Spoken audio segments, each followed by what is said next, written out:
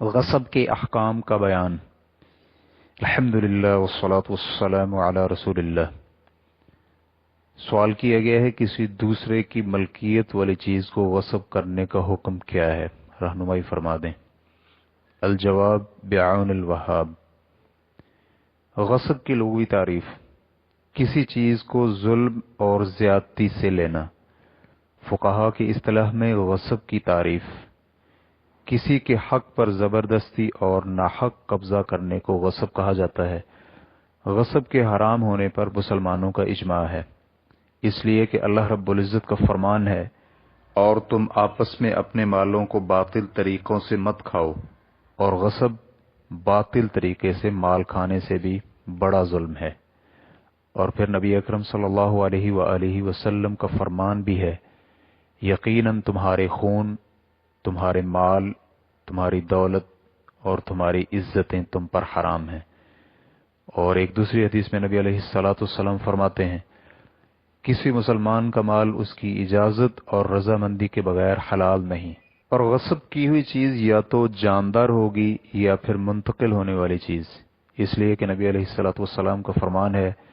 جس کسی نے بھی ایک بالشت زمین ظلم و زیادتی سے حاصل کی، اسے 7 زمینوں کا طوق پہنایا جائے گا۔ غاصب پر ضروری اور لازمی ہے کہ وہ اللہ رب العزت کے ہاں توبہ کرے اور غصب کی ہوئی چیز کو اس کے مالک کو واپس لوٹائے اور اس سے معافی اور درگزر طلب کرے۔ نبی علیہ الصلوۃ والسلام فرماتے ہیں، جس نے بھی اپنے کسی بھائی پر ظلم و زیادتی کی ہے، اسے آج ہی اس کا کفارہ ادا کر دینا چاہیے، قبل اس کے کہ اس کے پاس درہم و دینار نہ ہوں،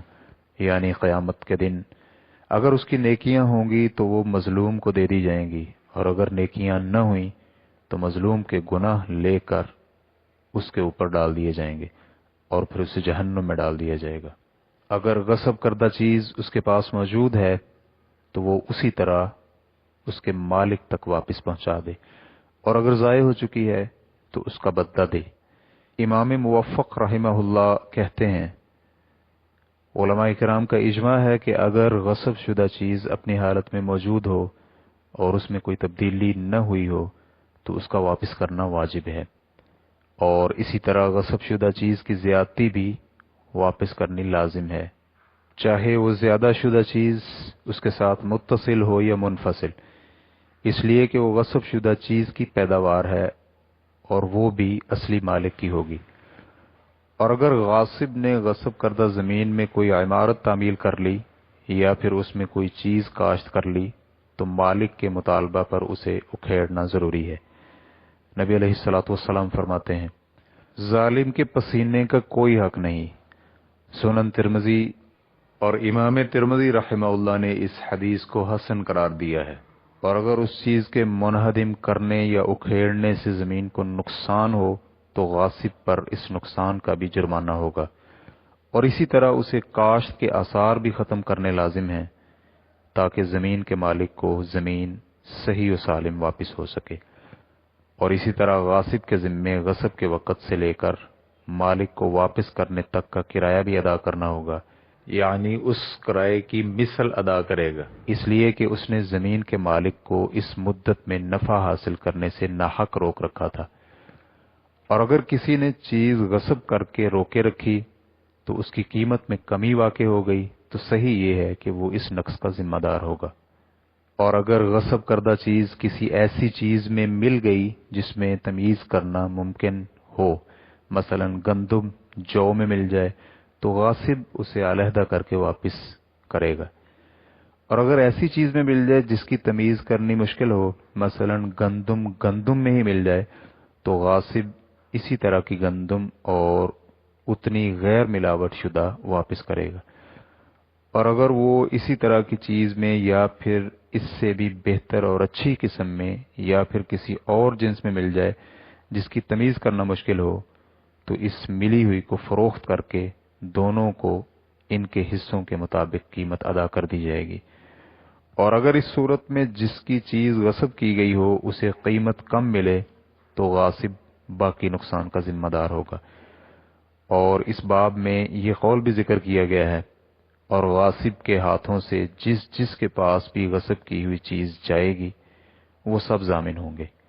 اس کا معنی یہ ہے کہ جن کی طرف بھی غصب شدہ چیز منتقل ہوگی اگر وہ ضائع ہو جائے تو وہ سب اس کا نقصان پورا کریں گے، اور یہ سب 10 قسم کے ہاتھ شمار ہوتے ہیں۔ خریدار اور جو اس کے معنی میں ہو، اجرت پر حاصل کرنے والے کے ہاتھ، بغیر عوض کے قبضہ کرنے والے کا ہاتھ، مثلا چھین لینے والا، مصلحت دافعہ کی بنا پر قبضہ کرنے والا جیسا کہ وکیل ہے، عاریتاً لینے والا، غصب کرنے والا، مال میں تصرف کرنے والا، مثلا مزاربت پر شراکت کرنے والا، غصب شدہ عورت کی شادی کرنے والا، بغیر فروخت کے عوض میں قبضہ کرنے والے کے ہاتھ، غاصب کی نیابت کرتے ہوئے غصب شدہ چیز کو ضائع کرنے والا۔ تو ان سب صورتوں میں جب دوسرے کو حقیقت حال کا علم ہو جائے کہ اسے دی جانے والی چیز غصب شدہ ہے تو اس پر اس چیز میں زیادتی کی بنا پر ضمان ہوگا، اس لیے کہ اسے علم تھا کہ مالک کی جانب سے اس میں تصرف کی اجازت نہیں ہے، اور اگر اسے حقیقت حال کا علم نہیں تو پھر پہلے غاصب پر ہی ضمانت ہوگی اور نقصان وہی ادا کرے گا۔ اور اگر کوئی ایسی چیز غصب کر لی جائے جو عادتاً کرایہ پر لی جاتی ہے تو غاصب شخص مالک کو اتنی مدت کا کرایہ بھی لازمی طور پر ادا کرے گا، اس لیے کہ نفع بھی ایک قیمتی مال ہے،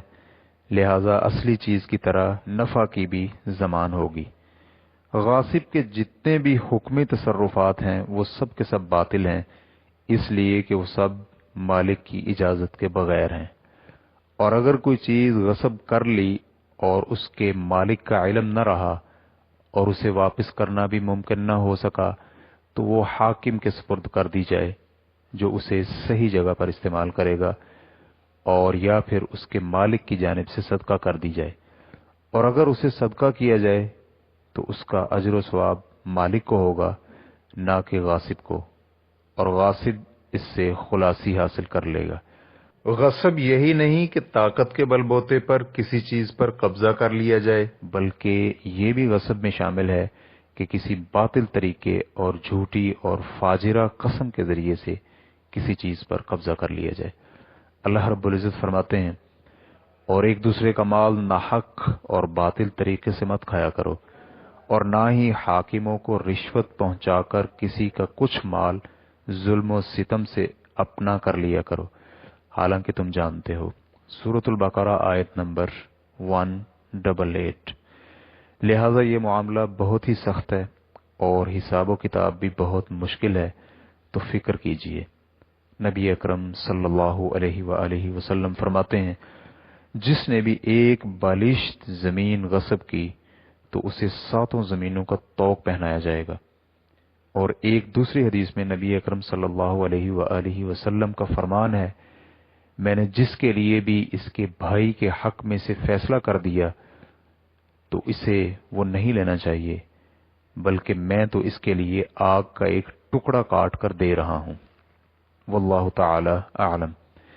اسلام کیو اے ریکارڈنگز، مؤسسۃ الشیخ صالح المنجد، المملکۃ العربیۃ السعودیہ، فتویٰ نمبر 10323۔ والسلام علیکم ورحمۃ اللہ وبرکاتہ۔